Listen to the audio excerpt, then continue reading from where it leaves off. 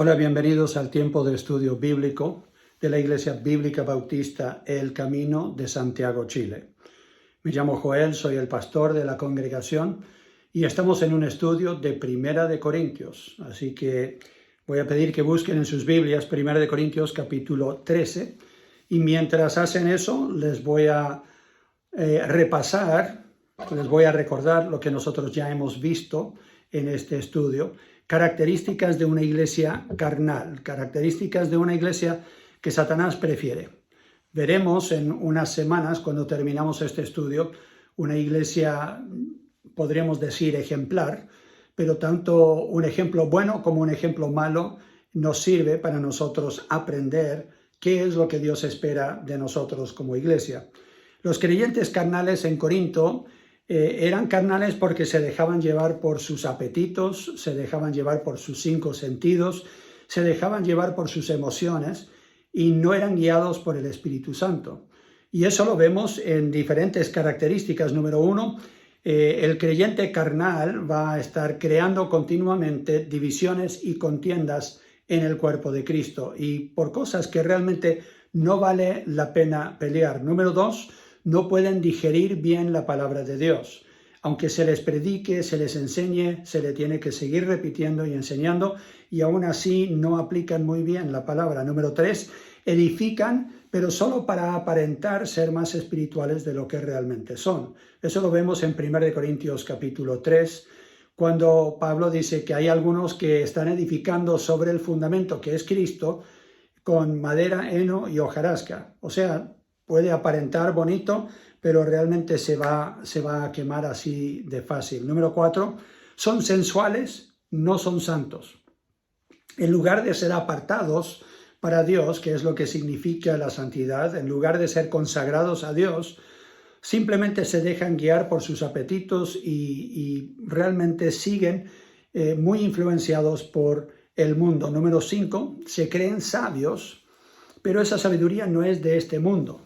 Es una sabiduría de este mundo, no es una sabiduría de Dios. Y entonces simplemente se llevan por las filosofías de este mundo. Número 6, juzgan, pero no disciernen. O sea, están constantemente juzgando a otros, dicen saber cuál es la intención del corazón de otros. Solo Dios puede juzgar el corazón de otros, pero no disciernen bien cómo aplicar la palabra de Dios y qué es lo que realmente es correcto o incorrecto. Número 7, no reciben corrección bien del liderazgo de la iglesia o de alguien que esté en autoridad sobre ellos. No les gusta ser corregidos ni siquiera con la palabra de Dios. Número 8, confían más en el mundo que en líderes en la congregación para resolver pleitos y dificultades entre hermanos. Número 9, no saben convivir en su propia familia muy bien, especialmente en su matrimonio, pero también con sus hijos. Eso lo vemos en 1 Corintios 7. Número 10, ellos están inflados en su conocimiento de Biblia, pero dejan de lado el amor. No hay un buen trato entre ellos como hermanos.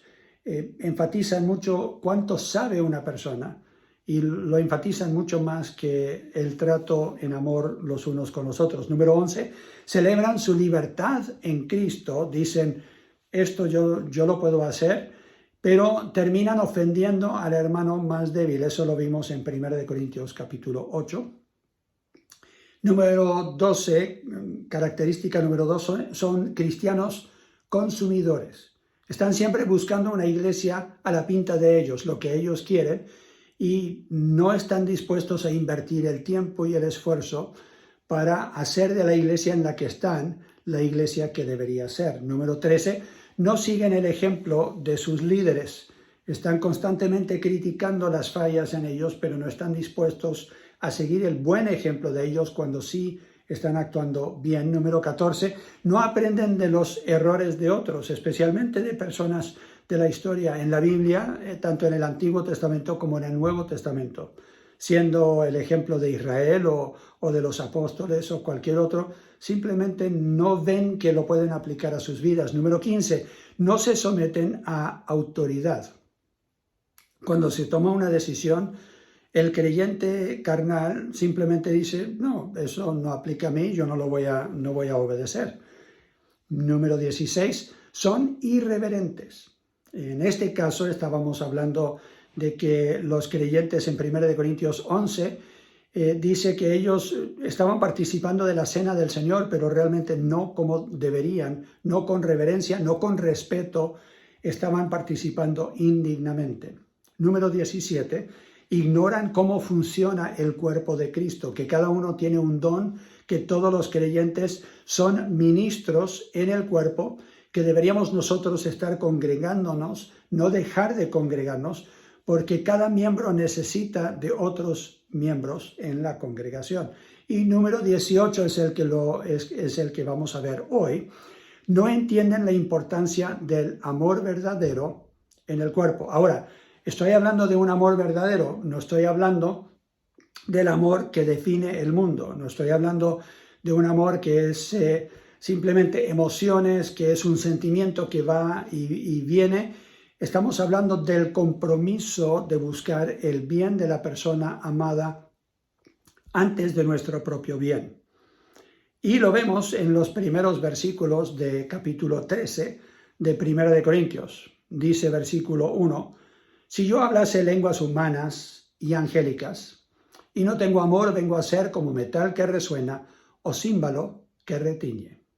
Y si tuviese profecía, y entendiese todos los misterios y toda ciencia, y si tuviese toda la fe, de tal manera que trasladase los montes y no tengo amor, nada soy. Y si repartiese todos mis bienes para dar de comer a los pobres, y si entregase mi cuerpo para ser quemado, y no tengo amor, de nada me sirve. Increíble que, inspirado por el Espíritu Santo, el apóstol Pablo diría esto, en medio de hablar de cómo funciona el cuerpo con los dones y todo, él hace este énfasis sobre el amor y él dice, si ustedes tuvieran habilidades pero milagrosas y estuvieran haciendo todas estas cosas y lo hacen sin amor, es puro ruido nomás. No tiene valor alguno. Ahora, mi pregunta es, ¿cuánto de lo que estamos haciendo en nuestra iglesia, en nuestras vidas, es tiempo perdido? No tiene ningún valor. Porque si yo lo hago simplemente por cumplir, ya, yo me comprometí, entonces yo lo voy a hacer, pero no lo hago por amor a las personas que están recibiendo mi ministerio. Cuando yo estoy ejerciendo el don, si yo lo estoy haciendo simplemente por cumplir y no lo hago por amor, entonces yo estoy haciendo ruido nomás. Estoy perdiendo el tiempo. Les voy a ser honesto, estoy a punto, podríamos decir, de cumplir ya más de 40 años de estar predicando y enseñando la Biblia, la palabra de Dios. Y yo tengo que pensar en cuántas veces yo he preparado un mensaje, lo he hecho para la edificación del cuerpo y cuántas veces lo he hecho por lucir bien o por cumplir, porque simplemente era un requisito, algo que se esperaba de mí como líder en una iglesia. Y me pregunto, ¿cuántas veces he perdido yo el tiempo? No tanto porque la palabra de Dios no tendrá poder. Sabemos que la Biblia dice que la palabra de Dios cumplirá su propósito y nunca volverá vacía. Pero en cuanto a mi beneficio, y en muchos casos beneficio para otros, si no hay amor, estamos perdiendo el tiempo. Y tenemos que tomar esto muy en serio. Porque yo creo que todavía hay muchos creyentes carnales, aún en nuestra congregación, que dicen, es que yo tengo este don, yo tengo este otro don, y yo no sé quién te crees tú, pero yo puedo esto, aquello y lo otro. Y es claramente una expresión de orgullo y no de amor. Y cuando los dones que tienes te llenan de orgullo, olvidas lo que la palabra de Dios dice. ¿Por qué te jactas si lo has recibido como un regalo de Dios? No hiciste nada para merecerlo. ¿Quién te crees? Si nosotros ejercemos, por ejemplo, el don de la enseñanza solamente para herir o el de discernimiento solamente para herir, no estamos haciendo un beneficio para el cuerpo. Hay que corregir, pero hay que corregir en amor. Hay que usar la palabra de Dios, que es la verdad, para asegurar de que un hermano reconoce su error y puede ver que se ha desviado del camino que Dios tenía para todo creyente, pero tenemos que hacerlo pensando en el bien de esa persona y no en nuestro propio beneficio, nuestro propio bien, o tomándolo como una oportunidad de ejercer nuestra autoridad y demostrar esa autoridad. Primera de Corintios no solamente dice que estamos perdiendo el tiempo si no ejercemos el amor, pero después define el amor. Y es bueno que lo defina porque nosotros tenemos una idea de que sabemos lo que es el amor.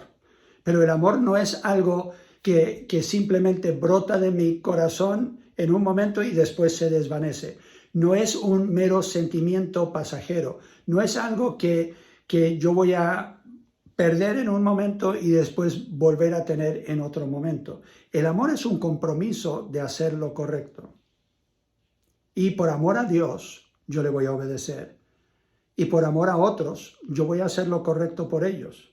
Hay mucha gente que dice, sería hipócrita si yo tratara bien a una persona cuando yo no lo siento. Entonces ahí lo que estás haciendo es endiosar tus emociones. Tus emociones no son tu guía. Eso demuestra tu carnalidad. Cuando yo digo que yo no voy a tratar bien a un hermano, que yo no voy a tratarlos como ellos merecen por ser parte del cuerpo de Cristo y porque Dios dijo que yo he de amar hasta a mis enemigos, si yo no los trato bien y si yo no hago lo correcto, entonces el hipócrita soy yo cuando yo no actúo como debe actuar un creyente, alguien lleno del Espíritu de Dios.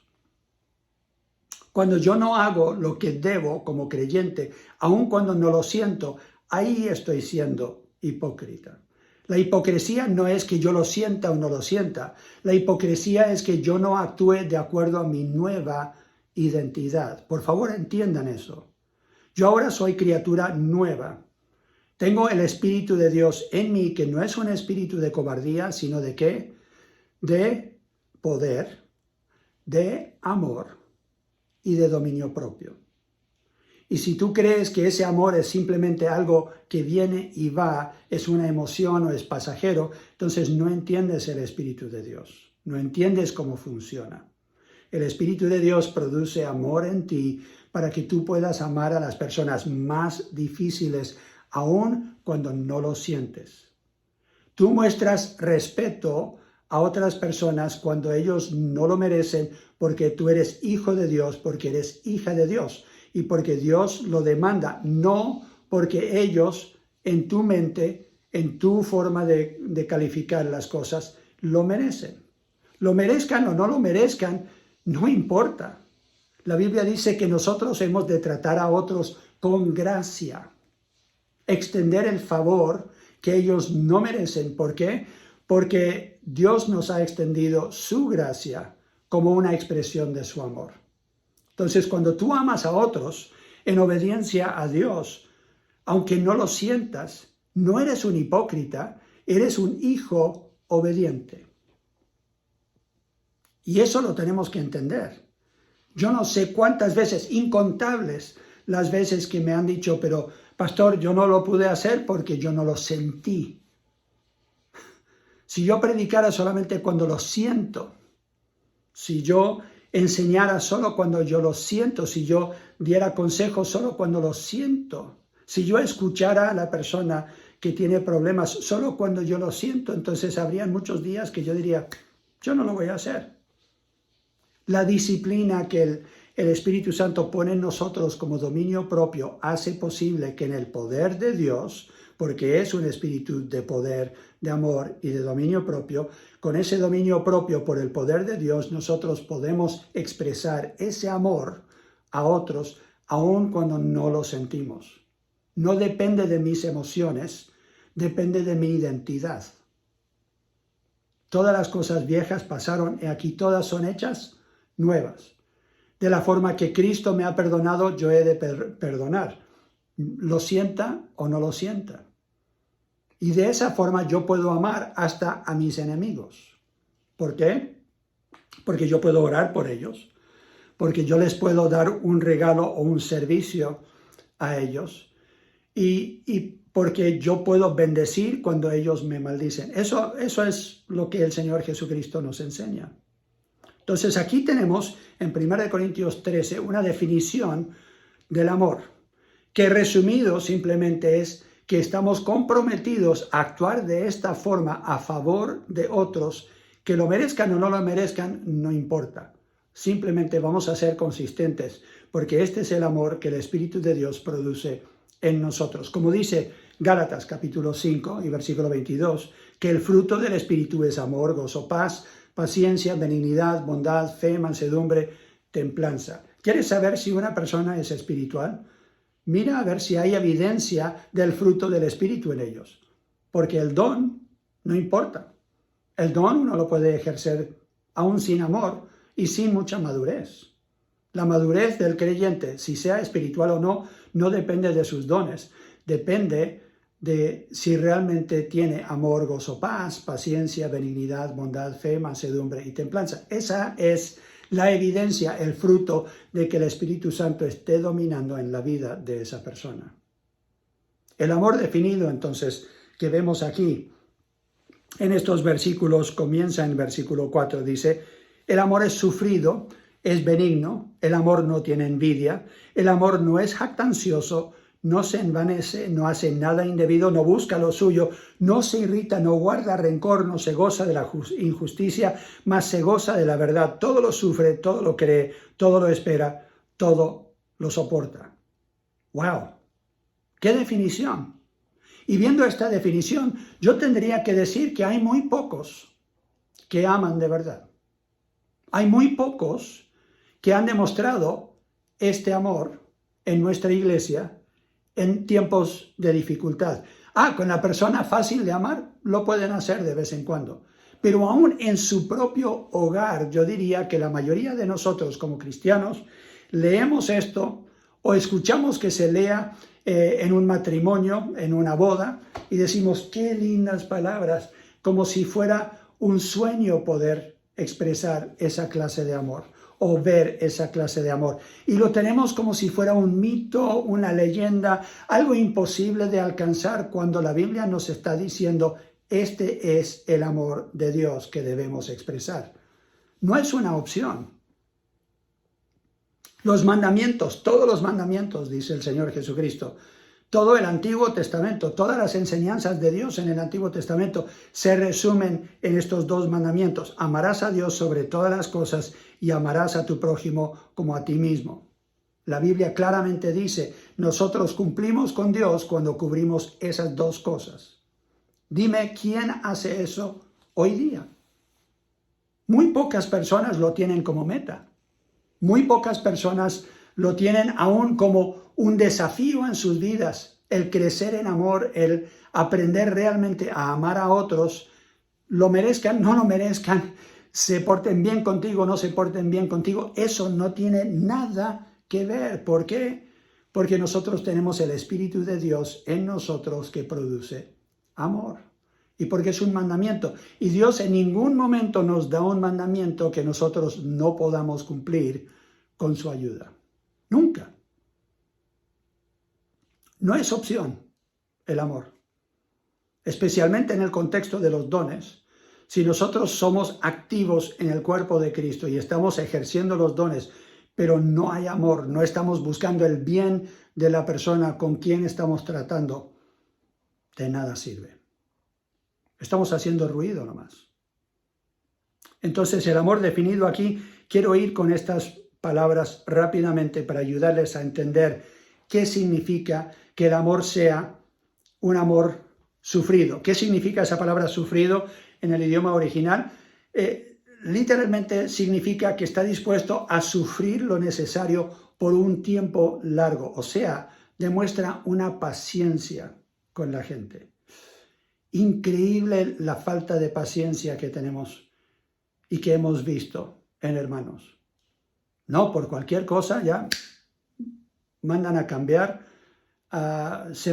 lo mandan a la punta del cerro o ellos se mandan a cambiar. Es como que uno dice, pero no querías que yo te tuviera paciencia, pero no eres capaz tú de expresarlo en amor. para mí como pastor, para otros. Número 2, dice que es benigno. Eso significa que muestra buena voluntad a favor de otros o en ayuda a otros, comprendiendo su situación. Después dice que no tiene envidia, o sea, se alegra cuando otros tienen algo que uno no tiene. Se alegra el amor cuando otra persona tiene éxito que uno no tiene. No hay envidia. No es jactancioso. Cuando llega el momento en que uno puede celebrar una victoria, no se jacta de lo que ha logrado. No se envanece. Significa que no es dominado por el orgullo. No se está jactando continuamente de quién es y lo que ha logrado. No hace nada indebido. Significa que hace lo que es correcto en cada situación para beneficio a otros. No busca lo suyo. No es egoísta, busca el bien de otros, no se irrita, no se exaspera con facilidad, no se deja provocar a impaciencia. No guarda rencor, significa que no piensa mal de otros, sino que perdona y lo deja en el pasado. Y después dice que no se goza de la injusticia. Si amamos, no nos vamos a gozar cuando a otros le va mal, no nos va a gustar eso, no vamos a reírnos o burlarnos cuando a otros les va mal, cuando haya alguna injusticia.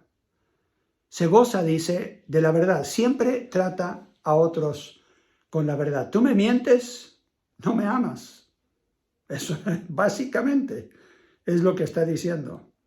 Todo lo sufre, o sea, aguanta con paciencia, si es necesario, en silencio. Todo lo cree, o sea, confía plenamente en otros. Todo lo espera, tiene esperanza de que no se agota y todo lo soporta. O sea, permanece fiel a pesar de todo lo que pueda ocurrir en una relación. ¿Cuántos de nosotros amamos a ese nivel? Como dije antes, hay muchos que lo tienen como una meta inalcanzable. Entonces, simplemente no lo tienen como meta. Dicen, no, eso es, nadie vive así, nadie puede vivir así sino Dios. Y entonces simplemente no intentan. Pero la Biblia dice que este es el nivel con el cual nosotros nos deberíamos medir. Porque Efesios capítulo 4 dice que nosotros deberíamos estar midiéndonos a la estatura de la plenitud de Cristo en nuestro comportamiento, en nuestro crecimiento espiritual. Y Cristo amó de esta forma.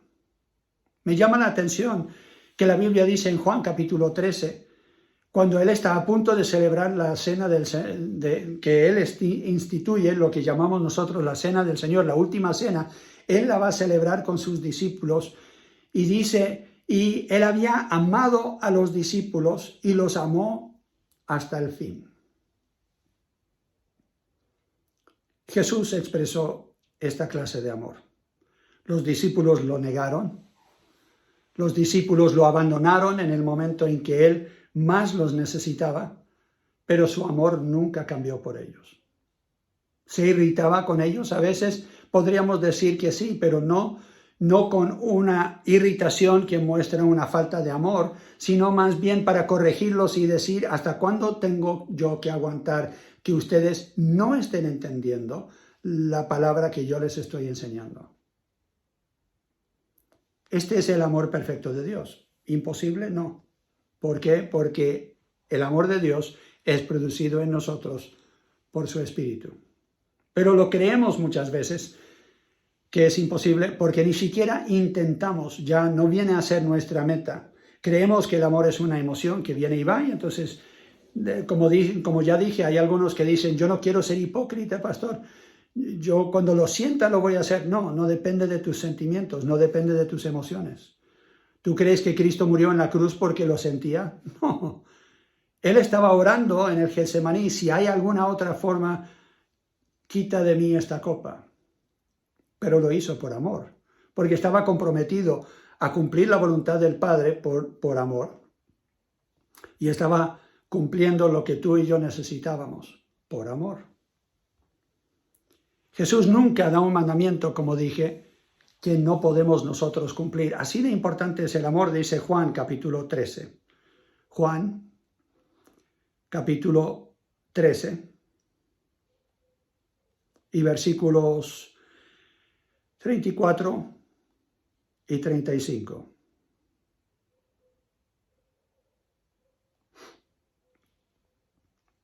Un mandamiento nuevo os doy, que os améis unos a otros como yo os he amado, que también os améis unos a otros. O sea, ¿cuál es la medida del amor que deberíamos tenernos unos a otros? Es de la forma en que Él nos ha amado. En esto conocerán todos que sois mis discípulos, si tuvierais amor los unos con los otros. Yo creo que una de las razones por la cual muchas iglesias no crecen y no tienen un buen testimonio es que han olvidado que estas fueron las palabras de Jesucristo a sus discípulos, a sus seguidores, y no lo toman con mucha seriedad. Hemos perdido credibilidad en el mundo porque hay falta de amor en nuestra congregación. Juan capítulo 15. Juan capítulo 15, versículos 12 y 13. Este es mi mandamiento, que os améis unos a otros como yo os he amado. Nadie tiene mayor amor que este, que uno ponga su vida por sus amigos. Juan 15. Ahí mismo, versículo 17. Esto os mando, que os améis unos a otros. En poco tiempo Jesús ha repetido esto más de una vez como mandamiento. Y dice claramente después, el que me ama guarda mis mandamientos. Así que yo claramente puedo decir que si tú no amas de esta forma a otros, o ni siquiera buscas amar a otros de esta forma, no puedes decir que amas a Jesús. Porque Él enseñó esto como el mandamiento que deberías cumplir. Amar a Dios sobre todas las cosas y amar a tu prójimo como a ti mismo. Número 2. La razón por la cual no lo hacemos es porque simplemente no nos sometemos a Dios. Como yo ya dije, si nosotros realmente amáramos a Jesucristo, haríamos lo que Él nos manda. Y entenderíamos que cuando Gálatas capítulo 5 habla de que el fruto del Espíritu es producido en nosotros, el Espíritu Santo no lo va a producir en un creyente rebelde que apaga el Espíritu, que resiste el Espíritu, que contrista, que está contristando el Espíritu. El Espíritu Santo no lo va a trabajar en el corazón rebelde. Dios da gracia al humilde, dice la Biblia. Entonces tenemos 1 Tesalonicenses, capítulo 3. 1 Tesalonicenses, capítulo 3, versículos 12 y 13. Y el Señor os haga crecer y abundar en amor, unos para con otros y para con todos, como también lo hacemos nosotros para con vosotros, para que sean afirmados vuestros corazones irreprensibles en santidad, delante de Dios nuestro Padre en la venida de nuestro Señor Jesucristo con todos sus santos. Entonces alguno dirá, pero pastor, si yo tengo que esforzarme para amar y yo tengo que hacerlo, ¿por qué dice aquí que Dios hace la obra en mí y produce este amor en mí? Como todo lo que la Biblia habla y dice que es nuestra responsabilidad, depende de la gracia de Dios obrando en nosotros. Dios hace la obra, pero nosotros tenemos que hacerla también. Nosotros tenemos que someternos a Dios y hacernos disponibles, ponernos en sus manos para que Él, por su Espíritu, ame a otros por medio de nosotros. Pero si yo digo, no, eso sería hipocresía o yo no lo voy a hacer. Si yo rehúso hacerlo, Dios no lo hará si yo no estoy dispuesto, si yo no estoy obedeciendo. La tercera razón es que no sabemos que depende también de nosotros, como acabo de decir, es que depende de mí hacer mi parte, no solamente depende de Dios. Primera de Juan, capítulo 4. Primera de Juan, capítulo 4, versículo 7 en adelante. Amados, amémonos unos a otros porque el amor es de Dios. Sabemos que Dios es amor. Si somos de Dios, deberíamos poder amarnos los unos a los otros. Todo aquel que ama es nacido de Dios y conoce a Dios. El que no ama no ha conocido a Dios, porque Dios es amor. En esto se mostró el amor de Dios para con nosotros, en que Dios envió a su Hijo unigénito al mundo, para que vivamos por Él. En esto consiste el amor. No en que nosotros hayamos amado a Dios, sino en que Él nos amó a nosotros y envió a su Hijo en propiciación por nuestros pecados. Amados, si Dios nos ha amado así, debemos también nosotros amarnos unos a otros, o sea, de la misma forma. Es lo que Jesús dijo a sus discípulos: de la forma que yo os he amado, ámense ustedes unos a otros. Es lo que nos está diciendo el apóstol Juan, inspirado por el Espíritu Santo, en esta carta. Seguimos. Versículo 11. Amados, si Dios nos ha amado así, debemos también nosotros amarnos unos a otros. Nadie ha visto jamás a Dios. Si nos amamos unos a otros, Dios permanece en nosotros y su amor se ha perfeccionado en nosotros. En esto conocemos que permanecemos en Él y Él en nosotros, en que nos ha dado de su Espíritu. Y nosotros hemos visto y testificamos que el Padre ha enviado al Hijo, al Salvador del mundo. Todo aquel que confiesa que Jesús es el Hijo de Dios, Dios permanece en Él y Él en Dios. Y nosotros hemos conocido y creído el amor que Dios tiene para con nosotros. Dios es amor. Y el que permanece en amor permanece en Dios y Dios en Él. O sea, si tú no permaneces en amor, si tú no continuamente vives en amor, entonces eso va a afectar tu relación con Dios. En esto se ha perfeccionado el amor en nosotros, para que tengamos confianza en el día del juicio. Pues como Él es, así somos nosotros en este mundo. En el amor no hay temor, sino que el perfecto amor echa fuera el temor, porque el temor lleva en sí castigo, de donde el que teme no ha sido perfeccionado en el amor. Nosotros le amamos a Él porque Él nos amó primero. Dios siempre toma la iniciativa. Él es primero en todo y Él nos ha mostrado cómo amar y nosotros respondemos en amor hacia Él. Si alguno dice, yo amo a Dios y aborrece a su hermano, es mentiroso. Claramente, ya lo dije. Pues el que no ama a su hermano, ¿a quien ha visto? ¿Cómo puede amar a Dios a quien no ha visto? Y nosotros tenemos este mandamiento de Él: el que ama a Dios, ame también a su hermano.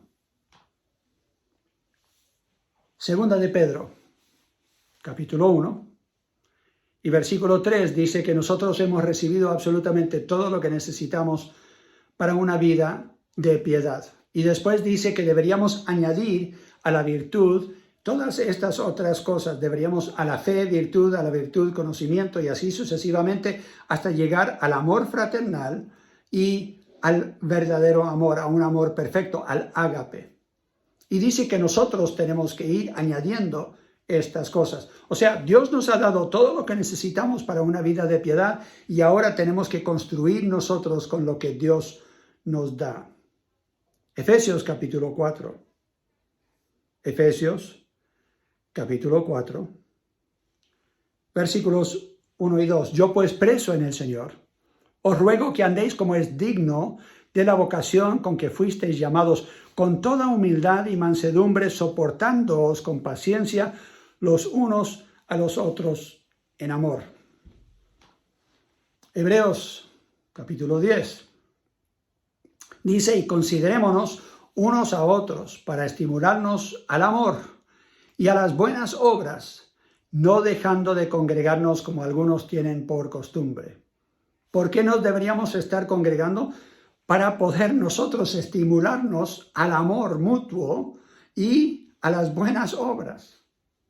Una de las razones por la cual muchas iglesias han sufrido es porque no nos hemos podido estimular así, no hemos visto diferentes personas ejerciendo sus dones en amor para el beneficio del cuerpo, porque no se ha permitido una reunión en presencia hasta hace poco. Literalmente no importa qué tan espiritual tú te crees, o cuánta Biblia sabes, o cuántas buenas obras cumples. Si no lo haces en amor, de nada sirve. Gálatas capítulo 5. Gálatas capítulo 5 y versículo 6.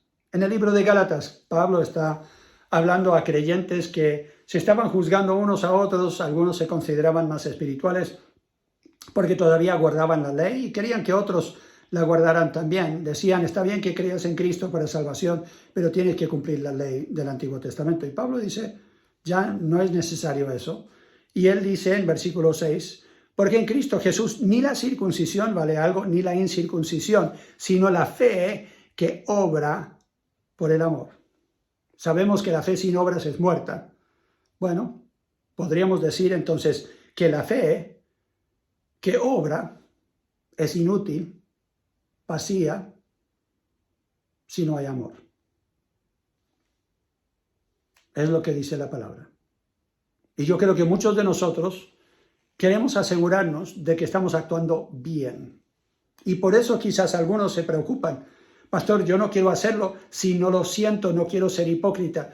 Tenemos que redefinir eso entonces en tu mente. El hipócrita es el que, habiendo nacido de nuevo espiritualmente, teniendo el Espíritu Santo dentro, no ama al prójimo. Ese es el hipócrita. No porque lo sienta o no lo sienta. Tus emociones no son guía de tu vida. Tú no vas al trabajo solamente cuando lo sientes. Tú no pagas tus cuentas cuando lo sientes.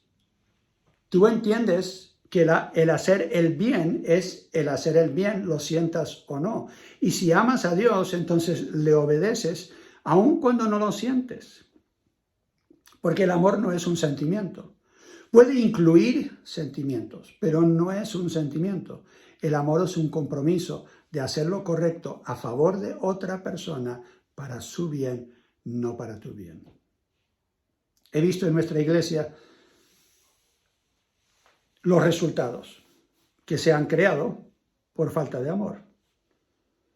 Y no estoy enseñando esto hoy porque tengo señalada en mi mente a una persona o a un grupo de personas. Tú sabes si has actuado en amor o no. Yo no puedo juzgar tu corazón, pero lo que puedo juzgar es la evidencia de una falta de amor. ¿Por qué? Porque hay divisiones, contiendas, disensiones por cosas, en algunos casos, realmente tontas, que muestran que no entiendes la importancia del amor en el cuerpo de Cristo. No le das prioridad, no te esfuerzas a amar a otros y simplemente prefieres irte o prefieres no volver o prefieres no asistir por ahora para no tener que lidiar con amar a una persona difícil de amar. Pero en el cuerpo de Cristo, ese es el mandamiento de Cristo, de amar a otros como Él nos ama, aun cuando nosotros somos difíciles de amar. El amor propio lo vemos en abundancia. Hay amor propio que sobra, pero el amor al prójimo es escaso.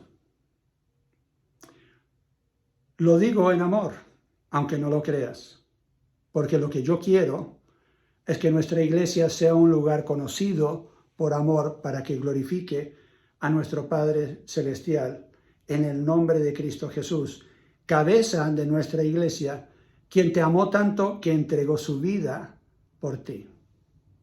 Medita en eso por unos momentos. La semana entrante yo espero poder terminar esta enseñanza sobre los dones en el capítulo 14. Si quieren lo pueden tomar como tarea, terminar de leer 1 Corintios 13 y leer el capítulo 14 de 1 Corintios. Y vamos a hablar de cómo nosotros deberíamos ejercer nuestros dones en la congregación. No solamente con amor, pero también hay algunas cosas que tienen prioridad sobre otras cosas. Y cómo deberíamos hacer las cosas en orden, porque la iglesia de Corinto era una iglesia bien desordenada y ponían el énfasis en algunos dones, ignorando otros dones. Así que eso es lo que vamos a ver la semana entrante. Créanme cuando yo les digo, para tu bien, para tu beneficio, para tu crecimiento, comparto lo que la palabra de Dios dice sobre un tema tan importante. El Señor nos ayude por su Espíritu a amar como Él nos amó.